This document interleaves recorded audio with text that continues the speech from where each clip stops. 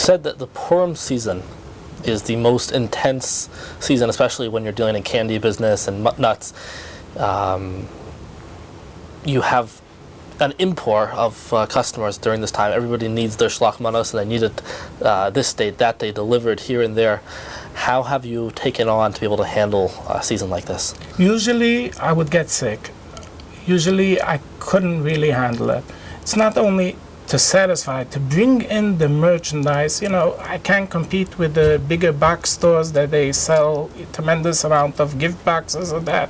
But on the specialties, to get every customer, every color they want, every theme that they want. You can't laugh of themes, Everyone comes up with different ideas and they think they're original. And you have to get them the amount of product and satisfy them, bring it in for them. That's one of the strong points.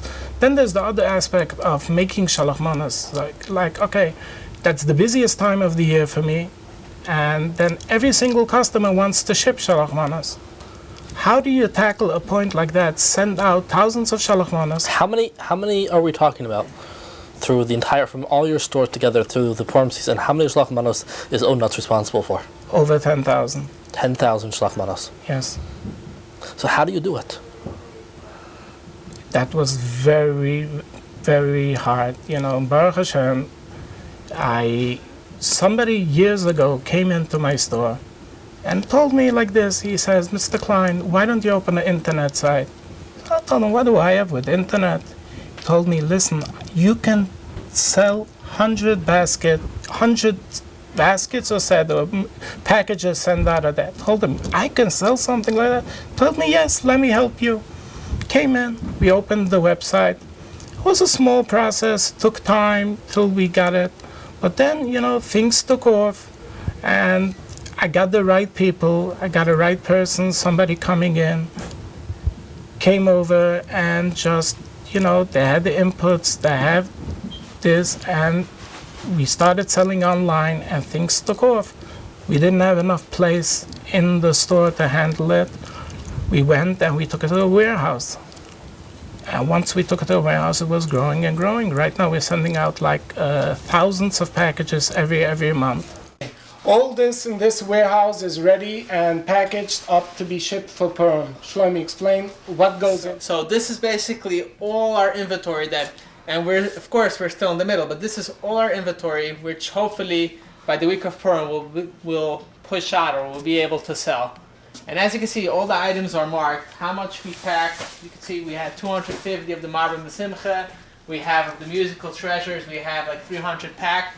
And as customers, as the season comes along, before Purim, we just bring up a few skits.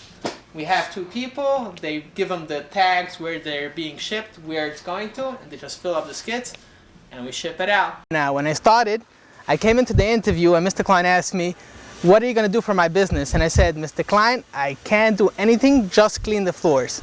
And he's like, are you sure that's all you could do? And he's like, and I'm like, yeah. And he gave me a chance, he took me in. I'm here for 12 years. My brother works here, my sister worked here for a while, and also my wife that I married for 4 years very happily, I was found here because of Mr. Klein. And that gives us the benefit that I can do a Purim season, send out thousands of packages. Today everybody knows the last minute they will get what they need. Nobody is preparing themselves. Nobody is worried right now, 4 or 5 weeks before Purim, if they will need to send the basket, they won't get it. It's not a rule. This is a town. Everybody knows. Last minute. So gets later and later. Everyone wants to come in. They want to come in Tanis Esther or a day before, and they want to have all the packages sent out. When does the Purim season begin for you? Right after Purim. So you're going every year, Purim to Purim, getting ready for the next Purim. That's right. How many? And you're going through 10,000 Mishloach Manos. How is that process?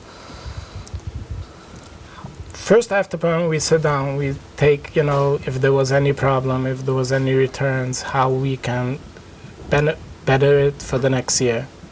We take out how much they bought, what sold, what didn't sold. Every year there's different ideas that you introduce. You want to see how it went, what went.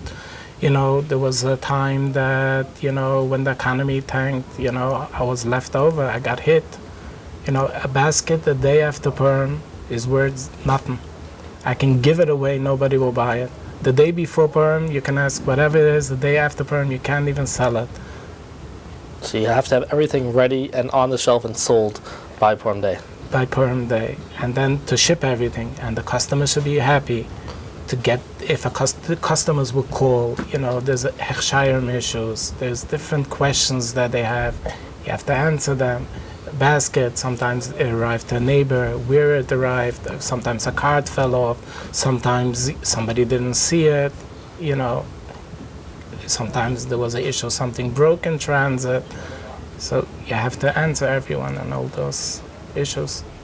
Then after, we start shopping for the next season, to get those amount of baskets, I can make one, for the size of the operation that I have to make a certain amount of baskets from each design. I would go out and I have to shop. I have to find the right dishes. I should be able to sell it on the right prices. This community, there's a certain price range that you can ask. It's very hard and it's very difficult to find the right product, the right mixture, what to put in. And what dishes people want, what goes.